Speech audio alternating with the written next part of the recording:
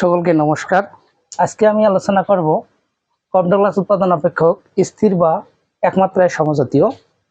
দেখেন, কপডগলাস উৎপাদন অপেক্ষক কিউ ইকুয়াল এল আলফা কে বিটা অথবা এ কে আলফা এল বিটা।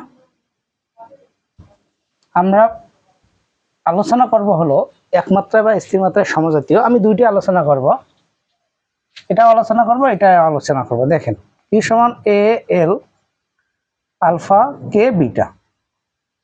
এল ও কে কে টি দ্বারা গুণ করি।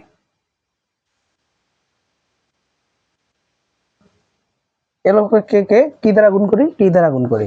দেখেন,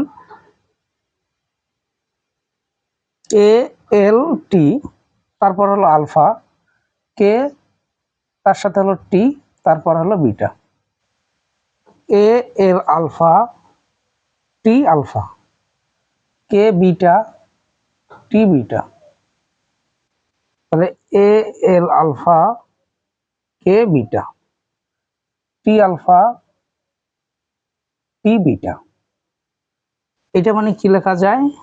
কিউ, আর পরে পরে যোগ হয়, পরে পরে যোগ হয়। আর আলফার বিটার সমষ্টি হলো 1। আলফার বিটার সমষ্টি হলো 1। তাহলে কিউ টি, তাহলে পাওয়ার 1। তাহলে কপডগলাস উৎপাদন অপেক্ষক একমাত্রায় বা স্থির মাত্রায় সমজাতীয়। ঠিক আমরা যদি এটাকে করি, দেখেন, এ কে আলফা এল বিটা, এল ও কে কে কে টি দ্বারা গুণ করি,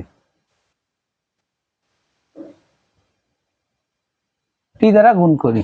তাহলে কিউ ইকুয়াল এ কে, এখানে টি দিলাম, তারপর হলো আলফা, এল তার সাথে হলো টি, তারপর হলো beta. A K alpha T alpha L beta T beta. তাহলে A K alpha T L beta, ঠিক আছে। তাহলে টি আলফা যোগ বিটা। তাহলে এটা মানে কি লেখা যায়? কিউ, আর পরে পরে আমরা যোগ করছি। যদি না বলেন দুইটা করে নেবেন।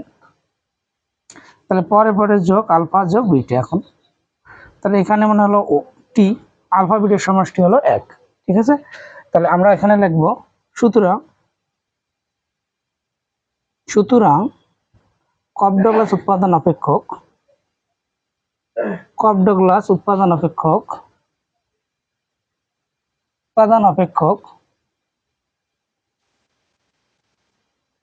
স্থির মাত্রায় সমজাতীয়, স্থির বা একমাত্রায় সমজাতীয়।